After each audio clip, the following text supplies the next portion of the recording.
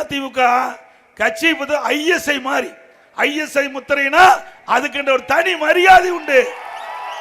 அப்படி அதிமுக மக்கள் செல்வாக்குள்ள கட்சி.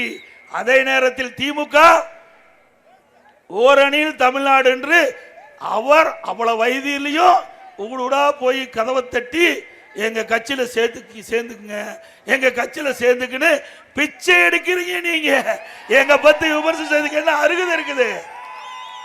இந்தியாவில் எந்த கட்சியாவது வீடு வீடா போய் கதவை தட்டி உறுப்பினர் சேர்க்கை நடந்திருக்குதா? நடந்திருக்குதா? இவர்கள் நம்ம பத்தி பேசலாமா? இவர்களுக்கு தகுதி, இவர்களுக்கு ஏதாவது யோகி இருக்குதா நம்மளை பத்தி பேசுறதுக்கு?